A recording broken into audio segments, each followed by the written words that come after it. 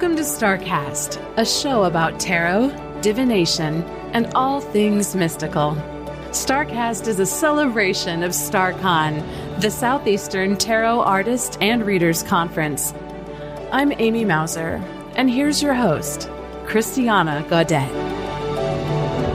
Welcome, everyone, to Staarcast. This is the podcast that celebrates StarCon, and StarCon 2022 is happening January 21st through 23rd in Palm Beach Gardens, Florida, in person and online on the Excellence event management platform. So today I am just thrilled to bring to you one of our StarCon presenters, Jamie Sawyer. How are you, Jamie?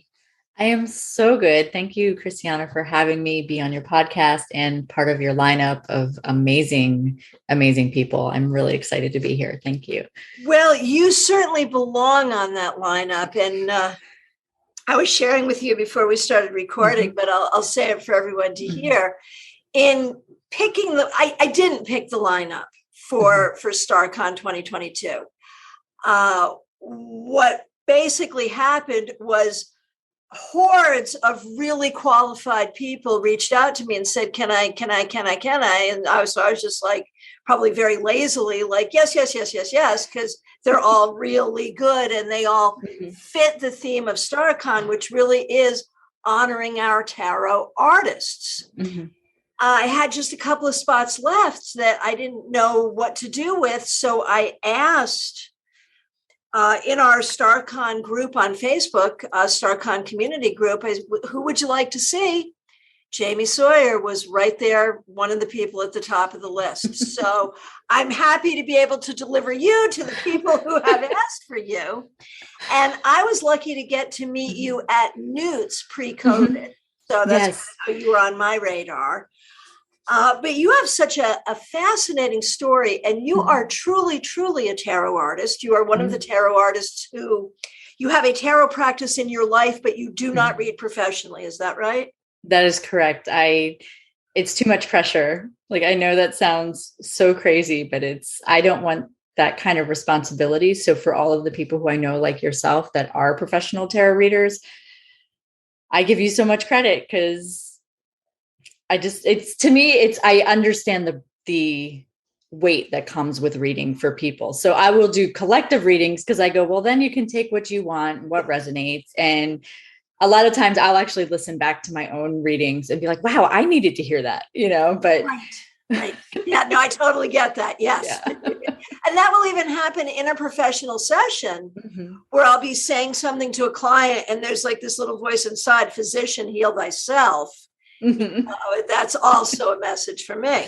So, yeah, I think that's part of how tarot works. But, one of the missions of StarCon is to honor our tarot artists. Without our artists, what would we be doing? We'd be reading with like 78 pieces of notebook paper with numbers on them. I mean, what exactly would be happening? You are so important to our process. And you create some really interesting decks, and you create these tarot tiles that are just delicious. So I definitely want to talk about what you create, but I'd like to talk a little bit about your history as well, because I'm just laughing here because, yes, you don't give tarot readings professionally because of the pressure, and I acknowledge the pressure. There's a huge amount of pressure to do no harm. Yes. Right. And I don't take that lightly. I definitely don't. And I don't like to see people upset. And I think that's probably my biggest confession is I don't know how to deliver bad news because I try and see a silver lining in most things. So I can help you solve a problem, but I don't know how to tell when the cards are clearly not really good. I don't know how to be like, well, you know what? Things are going to be okay, because people come to tarot and readers when they're already feeling lost, so for me, that's where the burden comes from. And I'm just like, okay, this is going to suck, but how can we work it through? I was like, I just don't know how to do that. So. That's exactly how you do it. Yeah. That's exactly it right there. So for anyone who is a tarot student or wants to be a professional reader, Jamie just gave you the answer. That is the right way to do it, is to sort of be present for the fact that, this is going to suck. Yeah. But here we are. We're going to find the lesson here. We're going to find what we can do with it. We're going to do what we can to mitigate it. And that's what we're going to do. And so you know how to do it. Yeah. It's just a cop out, but yeah. So your professional history, you have always been an artist. That's who you are. That's what you do. Yeah. And I was just reading on your website that in some ways you have sort of suffered from imposter syndrome and not even recognizing what a fabulous artist you are. And I'm assuming with time you're coming to accept this truth. It's still very much there, but yeah. However, pre-COVID, your primary career is the kind of artist that I would think would be the most scary, the most pressured, the most intense. Like if I were an artist and I can't draw a stick figure, it would be the one kind of art that I wouldn't do. So tell us all what your pre-COVID full-time job was. You're totally pulling my card there, right? Like it's too much pressure to give a reading, but yet I can tattoo people for hours. I can do that and be confident in it. And, February will be 20 years that I've been a tattoo artist. And, before COVID, I had my own studio. It was called Sacred Space Tattoo. And I realized a long time ago that the connection that you make when you're tattooing somebody is so much deeper than just what they're getting, like their art that they're choosing, whether it's something huge or something small, it's generally a symbolic proof that they shared space with me, so it wasn't necessarily like they definitely love the art, but I've realized when I would listen to my coworkers and I realized we were having deeper conversations. Like we were having, like I was telling you before we started recording, I was reading people from the chair through their art, through their talking, that connection. It wasn't until the last maybe 8 years or so that I realized that tattooing is also energy work and it's healing, So it wasn't easy for me to close my studio, but I needed to, because I also, like a lot of energy workers, suffered burnout. Sure. And I didn't put my own self first, and I didn't honor my yeses or my nos or any of that. So it's like, I'm retired, semi-retired, but it doesn't mean that I'm not doing it. It's just, I have to be very selective, but it's tattoo art for me. Like back 20-year-old Jamie that was doing it was like, this is really cool. Like the whole culture of being a tattoo artist is kind of likened, especially now with all the TV shows. And I can tell you, I have never watched a single episode of any of those. I know some of the people who've been on them and they say it was horrible, but that's just being in the public eye. But, that it's like akin to being a rock star almost. And I would always say, and I started saying it really early on, I'm not that cool in real life. Like I just draw on people, and my client base is primarily women. I do have a few, longtime men, like, you know what I mean? Clients, but it's just the connection, I think, because I'm not that aggressive, gruff. And I learned from bikers. Like the shop I apprenticed in was a biker tattoo shop, walk-ins. I remember I could do 11 tattoos in one day and just go home. It was like speed. I'm very fast, but I'm also very quick with all my art. That's why Pocket of Peers was drawn within, 100 days. I think I drew that deck.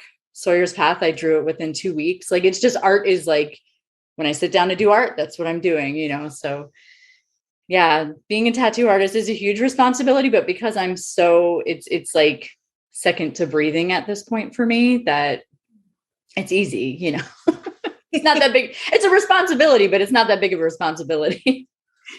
So for those who are listening audio only and can't see you, if I can just describe, you are a very tattooed person. You've got full sleeves on both arms, on your hands, and on your neck. You've got these beautiful flowers on your neck. And I think so often we associate neck tattoos with, excuse me, but bad choices. Yeah. I did not get my neck tattooed until I was tattooing for probably 12 years. And I started going to conventions and I started like being around, and I didn't even look like I belonged to my industry because you had people who didn't even do it having neck and face tattoos. And I was like, my brain goes, because I've been tattooing since, 2000, what are we? Oh my God, 2002. I always go, well, what do they do for a living? Like, do they all just work in kitchens? Like that's my brain just going like, but now the world has changed so much. The industry has changed so much that you could literally have face tattoos and be a branch manager at a bank or something, but when I started, that was not a thing. I didn't get my forearms done until I was like sure that I was going to be doing this, because they're job stoppers. Hands and neck were always called job stoppers. Like I could never go back to my management career, but the beliefs have shifted now. Right. And your neck tattoos are just lovely. They're floral and they're a bird and a rose. Yeah. Absolutely beautiful. I love them. And yeah, that hand, the tattoos that you can't easily cover. Yes. And I'm older than you are. And I remember I've never gotten a tattoo. Right. And I will never say never. It could happen at some point, but it has not yet happened. But I remember when I was first flirting with the idea back in the 80s, when I was in my 20s, my mother said, well, whatever you do, just think about how it's going to be when you're putting on a wedding gown. Right. I've heard that so much. And I'm like, well, hopefully the person you're marrying doesn't care. And also they make makeup. They make makeup that there's some artists in Hollywood that have a lot of tattoos and you would never know it because the derma blend that they get, like it can match the skin tone. It could, Absolutely. Absolutely. So, and I think it's interesting when we look at how society has changed over time to really embrace and accept tattoos simply as personal expression. In the same time, society has grown to accept and embrace tarot. Yes. At about the same time, at about the same rate. When I was first a professional tarot reader, people would look at me like I had two heads. Now, I still had full-time clientele. Right. But it was very secretive and it was, not as it is now. So yay for acceptance in the new millennia. I love that you parallel that, because I look at new artists, in my industry, in the tattoo industry, of being like, well, they didn't go what I went through, or they didn't, there was no Instagram, there was no social media. You had to wait for the magazine subscriptions to come in. You had to find all the books. And then, and I look at them and I'm like, part jealous because it's literally at their fingertips now. And that's why the bar has been raised so high, because like, there's no more that like real mess up learning period. But then I think about it to you who've been doing tarot for longer than I've been tattooing.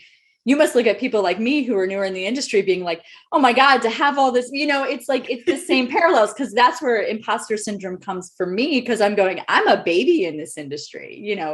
When it comes to tarot, I'm good at art, but that, like, I look at my, the people who've paved the way for us to not have to be secret anymore about it, and it's just kind of like, to me, I guess, because of just how I came up, there's this utmost respect. And that could also be why I don't want to read for people, because I'm like putting myself, I have this thing, and I'm going to throw myself under the bus, where I get into these industries and I end up meeting some key players like right off the bat and become friends with them. And then the imposter syndrome is even bigger, because I'm like, oh my God, how is it that I'm good friends with, like, right before we got on, I was chatting with Jenna Matland, who, who's also a teacher, and Jenna and I have become friends. Like, we met before, like at a wholly different festival, like 4 or 5 years ago. And then I'm like, oh my God, she's like a big deal.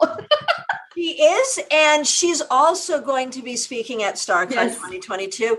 And she's in your Pocket of Peers Tarot. She is. She's the Queen of Wands. Yep. Yes. Which was her business name for the longest time. So that is so perfect. So let's talk for a minute about how tarot did come into your life. Tell us the story.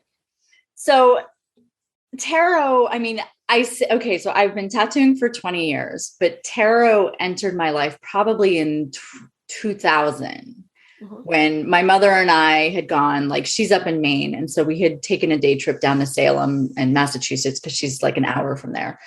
And we like, she's always been very like witchy or this or that, but like I was never into the cards. Like there was a lot in my youth that prevented me from focusing just on like, I've always loved astrology, but I've never focused on it. Right.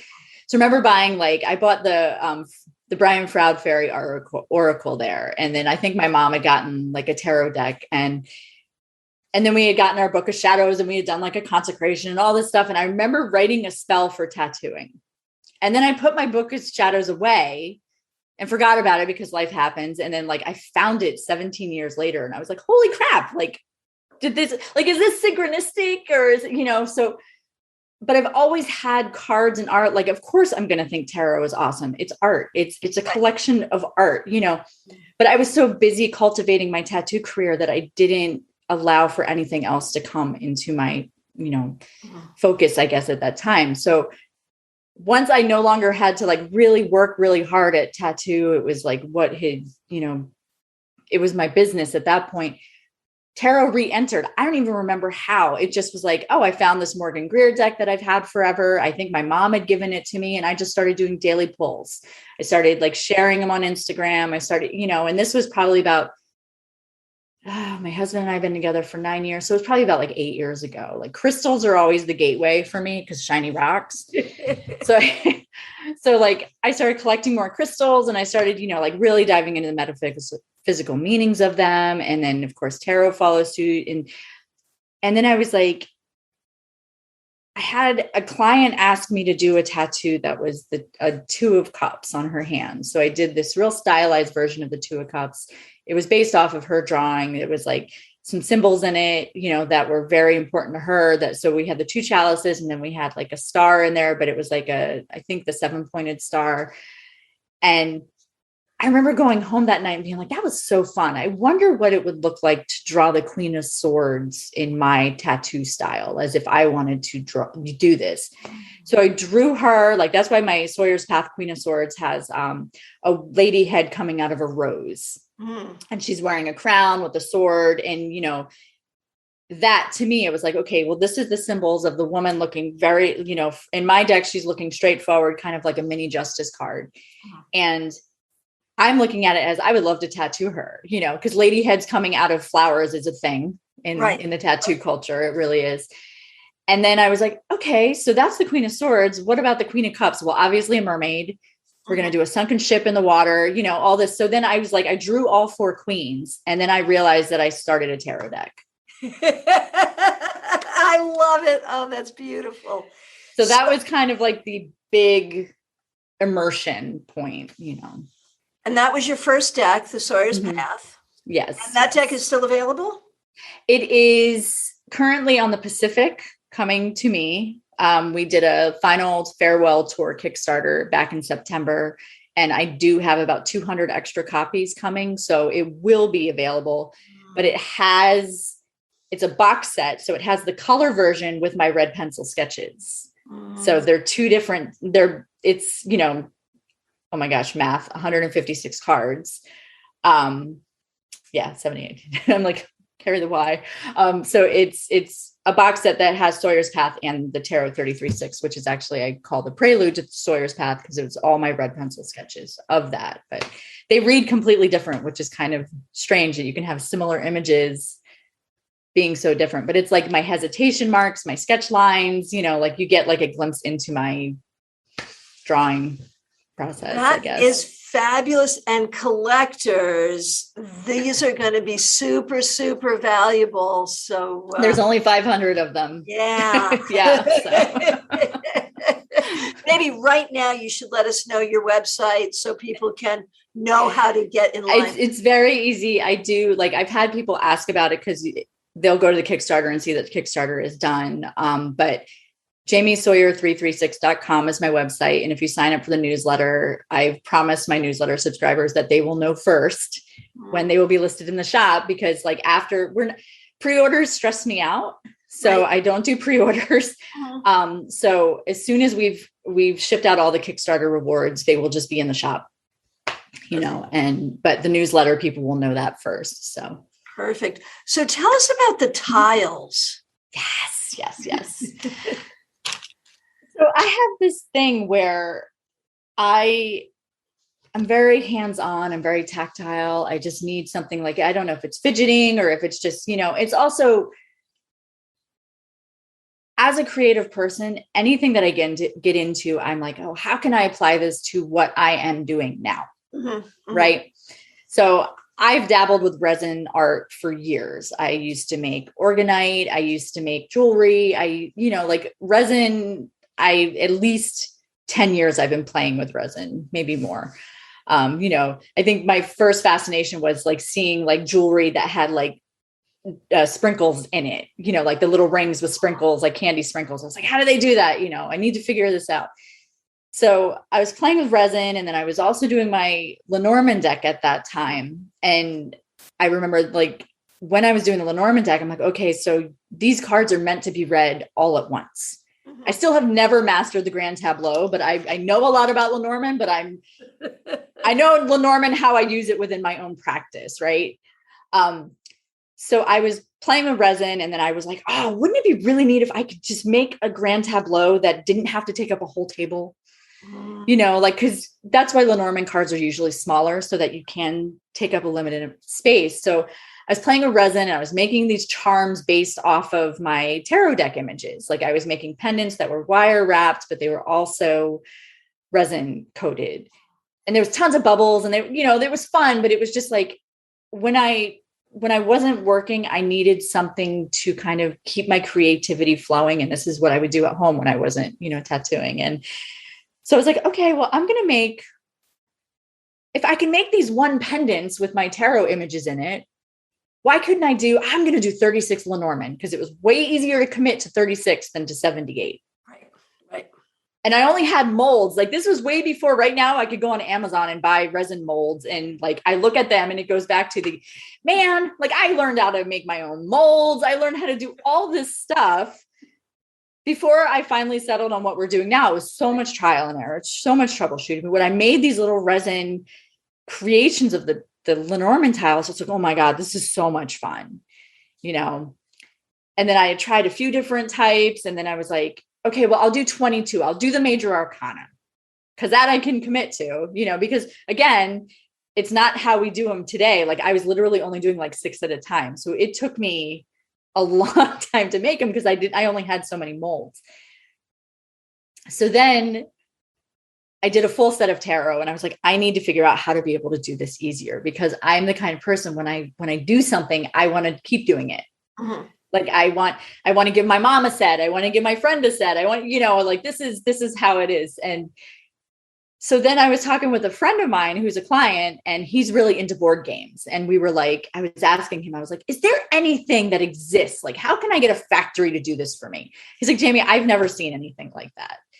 I was like, but I've seen stuff like this, and I'm like, I've got this image in my head, and I go, okay, well then I got to figure out how to make it. Like, I truly believe when you identify a problem or a lack of something in the industry, that's the creative conduit way of being like, okay, well now it's your job to figure out how to make it, Totally. So that was how the tarot tiles were born, because it came from a desire to have these images on a harder surface that I could literally dunk in water. I could, do whatever with them, and they're not going to tear. I mean, I love cards, but like they could tear, and people get really excited when they shuffle. Well, yeah. I mean, I have to retire from professional use a deck at least every 3 months. Yeah, because it's over. Yeah, absolutely. So the tiles, then the way that the tarot tiles, for those of you who aren't watching the video, this is what they sound like.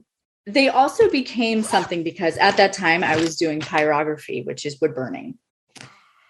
And I was learning the tarot correspondences for the cards, and I wanted them to be like flashcards. So I had these little wooden things that I was making the tiles. I was like, okay, so this is what I was telling my husband. And he's like, he's learned to not question me at this point. He's just like, okay, Jamie's got an idea. She's going to have it done tomorrow, I said, okay, I want to know the astrological correspondences because it's going to help me learn astrology. It's going to help me understand the cards on a deeper level. I understand astrology was way older than tarot, but I like the layering, So I hand burnt my first set, all the correspondences on the backs of the tiles. So like if I pull like the 4 of Wands. Oh, that is so beautiful. So it's shiny. It is a rectangle like a card, but it's a lot smaller than a card. Very beautiful art. Okay. And so it's shiny. A 1/4 inch thick, an 1/8 of an inch thick? It's an 1/8 of, they're an 1/8 of an inch thick. We actually create them entirely in-house now. We have a huge industrial grade laser, and we have, we use vinyl for the images now. And the resin that we use is a non-yellowing. It's like a really good quality resin. But the backs have the correspondence. So like on the 4 of Wands, I can go, okay, well, that's Venus and Aries. So I can bring in those energies of that. It was like flashcards. It would have been way easier to just draw flashcards, but I was like, no, this is how my brain works. So they're this size and they've been this size. And I'm actually launching a smaller version because the original prototypes were the size of the smaller version that I'm launching. So they're like 1 inch by like 1.5 inches. Okay. These are about 2 inches, so they're like 50% bigger than, and then I had no idea that they would become like the basis of my entire practice. I really didn't. I was like, it started with Lenormand and now it's like, okay. And so then I made a Lenormand grand tableau board, like an engraved board that has the spaces that we can put out the 36. So it has the 36 houses on there. So I can lay it out and I can be like, okay, well, Ryder's in the house of Bear. And so that gives a deeper, I still don't know how to do the grand tableau. Like Rana George is my go-to when people are like, how do I learn this? I say, I don't know. She wrote an amazing book, go check it out. So then I was like, but I made this grand tableau board. And I started like playing around with that on my Instagram pictures. And then I would use like a big card and then I would put Lenormand around it and I would start layering them. And I started to realize like, wow, this is how I use these. It made more sense to me because I have an issue of getting in my head about the rules. Like when I learn the rules of something, it's really hard to break it unless I have everything in the kitchen sink in there, so, but yeah, that was a long-winded version of why and how the tarot tiles exist, and they are available. One can purchase those. Yes. I've done collaborations with a lot of indie artists, which is really exciting. Like some of them have run out. So those people who have a few of the collabs that have run out, like now they're collector's items because I'm not making them anymore. But we have a collab with Benabel Wen for her Vitruvian, her Spirit Keeper's Vitruvian. And those, and you could take them and just like any deck, my thing is I like to be able to use them and not have to take up a full table. Right. That to me, I know big readings intimidate people, but I literally can do a reading within 10 minutes using 13 cards or whatever. Yeah. I'm thinking about the professional application of this and just how good, like I'm a very tactile person. So how a card feels, like the finish on a card is really important to me. And if it's not right, I can't use them. And I'm just thinking, man, like I want to touch those right now. I know I'm sad that I'm not going to be there in person because I would have loved to vend, but it's just travel's not in my cards right now. So. 2023, come in person. Yes. And that, that's a good time to insert StarCon 2022 and always. Yes. Is a hybrid event. For those who can travel, who are able to travel, we are in person, but those who can't, the Accelerance Event Management Program is fabulous. You will feel like you are there. If you want to vend, you can vend in the virtual exhibition. Oh, yes. There's options. And you can even join us in the bar. When we get together in the libations and divinations, there are lounges on Accelerance. And so at 9 p.m., just go to the lounge on Accelerance and we'll be there. You'll be in our phones. We'll see your face in our phones and we can have a drink. Wow. Yeah, I didn't check it out last year. I'm like intrigued. I still got to learn it. It was so interesting last year because last year we were all online for obvious reasons. And it was so immersive that when it was over, we all felt like we had actually been on a trip and been together. That's awesome. Yeah. Especially like in a time when we were being told not to connect, Right. So it's like, right. Like to be able to feel like you can connect is just like, it's what brings us together. Right. So absolutely. And the great thing is even for the people in person, they have access, of course, to the app and to Excel events. And we have the 30-day afterglow where people can watch the recordings of the classes that are in their ticket. And we're going to have some pre-scheduled events in the lounges. Nice. Amy Mauser's doing a Healing with Tarot thing. Mitchell Osborne, he's in your pocket of peers too. He is the 8 of Cups. And Bartholomew. Yep. Oh, so perfect. So perfect. I actually met that cat in person. Oh, yes. He's doing improv. Barrett Ermey and I are going to get together and talk about if we could make if copyright were not an issue, trademark. Right. If we could make the ultimate Star Trek tarot deck, what would it be? Yes, That's what we're going to do. I know Barrett's been working on that for a while. He's picked my brain. I'm like, Barrett, I don't know Star Trek. Like, I know Captain Kirk Star Trek, but in Picard, but that's it. Like, I don't know, he's given me names and I'm like, oh honey, like, I don't know these. I'm so right. Cause he's making one for his personal use. Yes. And you can do that. Yeah. Right. And I think he's keeping it to DS9. And I'm like, oh, Barrett, we're going to have a conversation that takes the whole, the whole verse. And we're going to have some fun with that. So, yeah.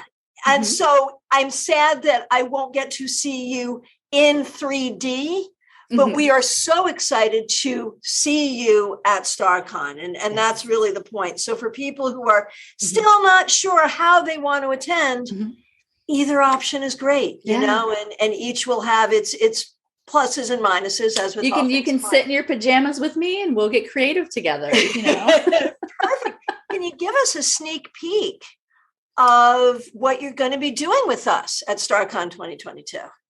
I can give you a little bit of what I've been thinking about because I'm still, like I had told you, I'm still putting all the nuts and bolts, I guess, together, but we're going to be setting the stage. Since my practice is around tarot casting, I have found that, for people who really like ritual and really like, like I'm a really bad witch when it comes to like casting circles and doing that stuff. Like I believe like, okay, this is the intention. This is what I want to do. I like the idea of it. I'm just lazy, but so it is my goal to create a class or to run a workshop about setting the stage, which basically will be a static space to bring your practice. So like I have different boards that are like, one is dream casting. So I know when I'm using that board, it's about dream interpretation with tarot. When I'm using Grand Tableau, it's about reading the Grand Tableau. When I'm using my impermanence board, which has got a skull with a couple different cards on it, I know that I'm showing up in that stage as, pondering the impermanent aspects of life and seeing what cards are going to bring to the conversation. So I love creating art and also putting it into my practice. So it's my hope that with my class, I'm going to be able to empower others to create their own stages, because your cards are actors when they show up on a stage, right? So that's where I'm at. I don't know how it's going to show up, but that's what's going on in my head. But I feel like I'm on the right track because you look excited. I've got tears in my eyes. So I love this so much. Like I could go on. Like I'm an over talker. So I'm like really trying not to over talk about how amazingly excited I am about this because, oh my gosh. And instead, what I'm going to do is I'm going to recognize something about who you are in the tarot community, because we understand that you kind of backed in. You didn't mean to join this community. And yet the community has embraced you. I had no idea there was a tarot community. Like, right. All of a sudden, like when I created Sawyer's Path, I didn't think people would want this deck. I wanted it. Right. And, maybe it is because, you weren't like, how can this be a business? Which it is for you now. Thank goodness, yes. With COVID, thank goodness. Yes. And thank goodness for us that we have access to these amazing things. But your process has been so organic, so led by your own creativity, by spirituality, by all of that it is very genuine. And we can see that, and that feels good. But that wasn't even what I was going to say. Here's the thing. Who you are in our community, as I see you right now, you are a freaking innovator. You are inventing things. I mean, yes, we've all had reading cloths, but the idea of the reading cloth or the stage with a particular intention, I have goosebumps. And the tiles, these are new things for us. And I mean, tarot, when we talk about divinatory arts, tarot is super young anyway. Yeah. It is still in its infancy. Yes. As compared to the I Ching or palmistry or any even of that. Astrology. Yeah. It's right. Yeah. Right. Absolutely. Sun sign astrology is but actual charting and looking to the skies, yes, is ancient. Absolutely. And so I can imagine that the tarotists of 100 years from now, 200 years from now, may have in their practices well, of course you got to have tiles and you got to have stage, and we'll look to you as the one who innovated that. And that is so beautiful. And I think there's a lesson here for us in that you didn't set out to do that. No, I call it a creative conduit because I get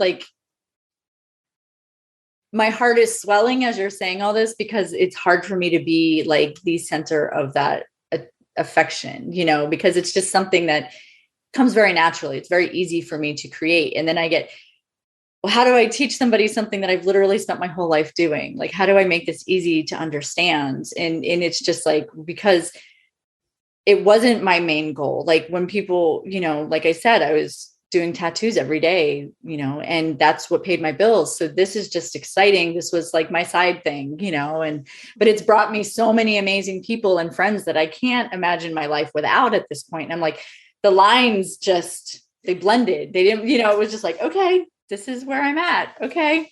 I don't know what's next, but I'm here for it, Well, and that brings us to Pocket of Peers. And I would and tell me if this is not true. Okay. So first of all, Pocket of Peers, what you did was create a tarot deck where each card is a particular tarotist in the community. And I have to imagine that most of the people in that deck were people that you met at conferences. There are people that I met at conferences and online. There's maybe 10 who are close friends and family members because the whole idea behind it was, I wake up at 5 a.m. and sometimes I want to talk to people at 5 a.m., but they're not up at 5 a.m. My best friend lives in California. It is 3 or 2. You know what I mean? So I can't just text Jenna and be hey, I was thinking, although I can text the 7 of Swords because Esther is in South Korea. So she's ahead of me. So it's 5 a.m. I can text her and we can have full conversations. But the whole point of the deck was to have a conversation with peers in the quiet focus of my own home, and having these people's viewpoints and their little quips or, so I had done a whole interview series on my Instagram, talking to each person and how they embody the card. And then I was taking notes. And so that way at 5 a.m. when I'm doing my morning practice and say I get, the 8 of Cups, I can think back to talking with Mitchell and being oh, this is what he had to say about the 8 of Cups, Plus I hid Easter eggs in the deck. This is my prototype here, but so like I have, oh, look, there's Mitchell. He's right on the bottom. Okay. So what we see, it's a beautiful deck with a black border. And there are 8 cups in that sort of traditional thing. We've got Mitchell's profile and we've got the cat sort of draped over his shoulder. But I also have, so I have the lantern here in the top hanging from the ceiling, which is the nod to the traditional Rider-Waite-Smith 8 of cups. It's got like a moon face in it. It's got the moon face in it.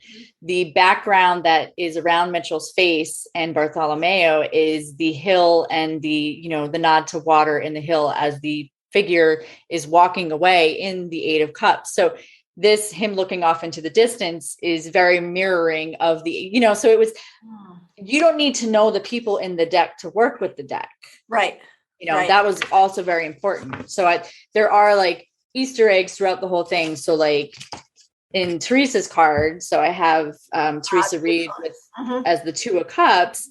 On their cups has the lion head with the caduceus, so I wanted to be able to put the symbolism that we've come to know and love in there, like the three of pentacles is my father and he's a carpenter. So there's 3 of him doing different stages of working on his house, but the one he's holding blueprints, so it's still a very workable deck. But for me, I have some of the people I don't know that well that are in the deck, but we had connections, and how you said, like, the presenters chose themselves for a StarCon. There was a lot of the peers that chose themselves for this deck. Like I had a couple people who just couldn't give me photos, and they were dear friends. And as much as I wanted them in the deck, I was like, I kind of on a deadline and I'm almost done. So I need your cards, and I was like, it's okay if you don't want to be in it. And they were like, okay. So I had other people and they were like, oh my gosh, that's exactly where I am in my life right now. And then they had we talked about it. I was like, oh, that's a perfect idea for that card. So I was like, this deck is choosing itself at this point. That is fabulous. Yeah. There's so many more things that I could think to ask you, but I think I want to go back before we say goodbye. I want to go back to the tattoo thing for 2 reasons. First, as I said, I am not tattooed, but if I were to be, I would have to think that tarot would have to at least have a part in it, right? So I have a couple of questions for you. First of all, do you have on your skin, your own skin, any tarot tattoos? If I have to think about it, I don't. I have like palmistry. I have my knuckles done. I did those last January 1st, actually. And I remember talking with Jim Barker and I was like making sure the fingers were correct.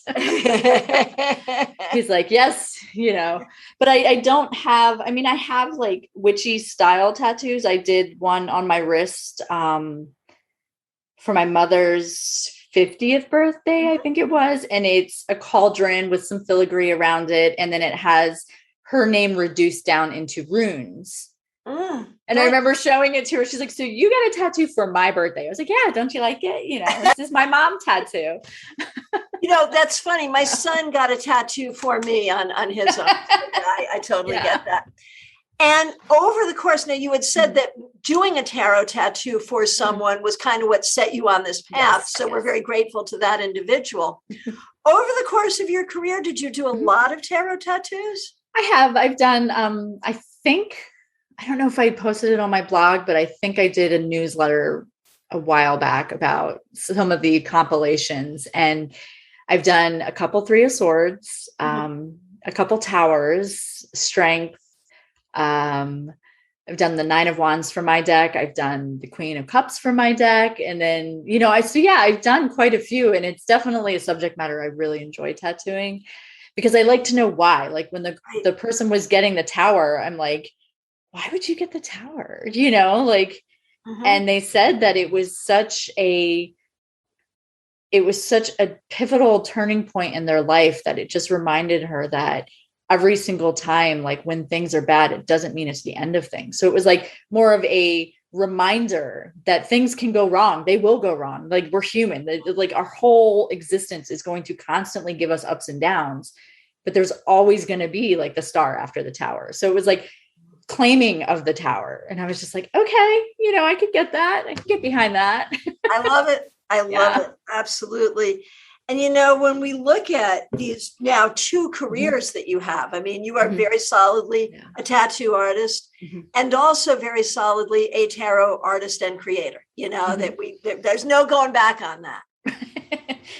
I say I'm done with deck creation as I'm carving. I'm almost through carving an entire Lenormand deck. So yeah, you're with us now. We won't, you can't say never. But I think that there are a few commonalities between tattoo and tarot.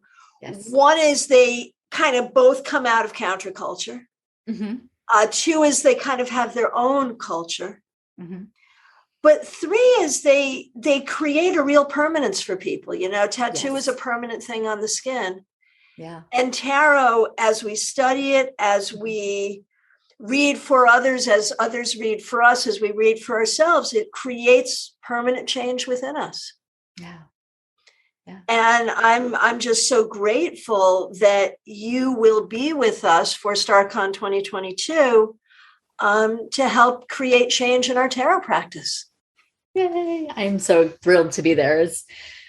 I got some technological things I'll have to ask you about with. Oh, sure. Yeah. I have time. Practice. It'll be fine. It'll be easy. Yeah. We all did it last year. It's all good. I promise. Good. I promise it'll be good.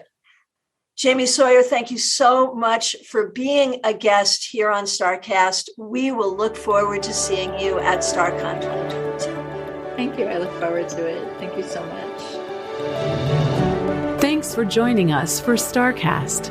For more information about our annual conference, visit us online at staarcon.com. That's STAARCON.com.